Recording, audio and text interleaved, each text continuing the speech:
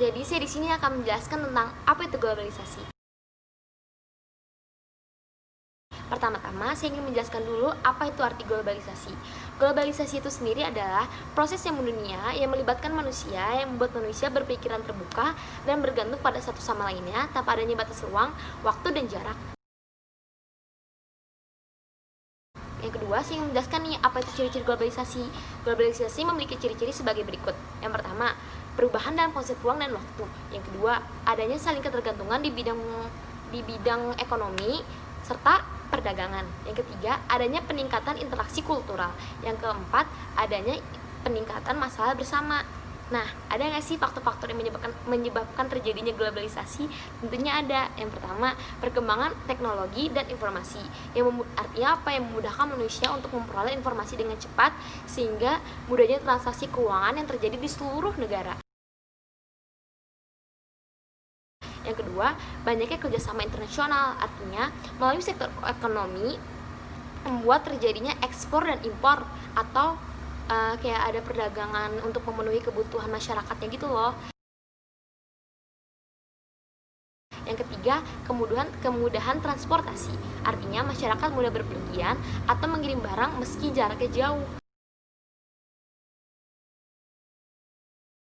Yang keempat, ekonomi terbuka. Artinya terjadi perdagangan global, seperti maksudnya dari Indonesia nih dikirim keluar ataupun sebaliknya, atau kita bisa singkat menjadi ekspor dan impor. Ada nggak sih dampak globalisasi bagi kehidupan manusia? Tentunya banyak. Yang pertama, ada dampak positifnya nih ya. Yang pertama, memudahkan memperoleh informasi. Yang kedua, kehidupan sosial ekonomi yang meningkat. Dan yang ketiga, kemajuan dalam bidang ekonomi, komunikasi, transportasi, dan informasi. Nah, ada nggak sih dampak negatifnya? Ada. Yang pertama, mudahnya budaya luar yang masuk, sehingga membuat nilai-nilai budaya lokal itu menjadi lebih rendah gitu loh, kayak udah hilang gitu nilai budaya lokalnya.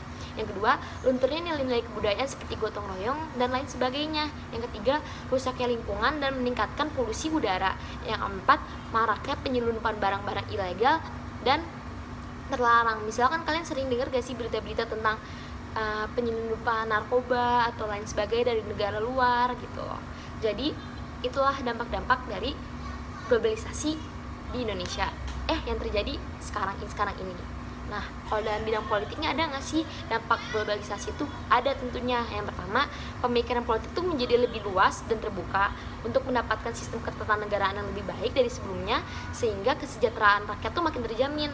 Yang kedua, meningkatnya kesadaran akan pentingnya politik itu apa gitu loh.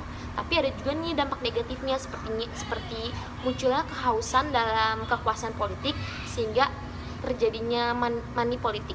Nah, kalau dalam bidang ekonomi juga ada nih dampak globalisasi. Yang pertama, pemenuhan barang yang dibutuhkan tuh masyarakat tuh jauh lebih mudah. Jadi itu kan masyarakat pasti punya pemenuh kebutuhannya kan. Karena di Indonesia tuh belum bisa terpenuhi, tapi di luar tuh ada. Jadi kita tuh memenuhi kebutuhannya itu berasal dari negara luar. Nah, itu dampak positif globalisasinya dalam bidang ekonomi. Yang kedua, mudahnya memperoleh informasi dari manapun. Tapi ada dampak negatifnya juga nih kalau dalam memperoleh informasi. Kadang-kadang tuh kita sering mendengar kabar hoax, berita hoax, dan berita yang tidak benar. Jadi tuh kita pintar-pintar aja gitu gimana caranya untuk memfilter berita yang masuk atau budaya yang masuk, sehingga budaya lokal dan informasi kita pun teruji kebenarannya dan ketepatannya.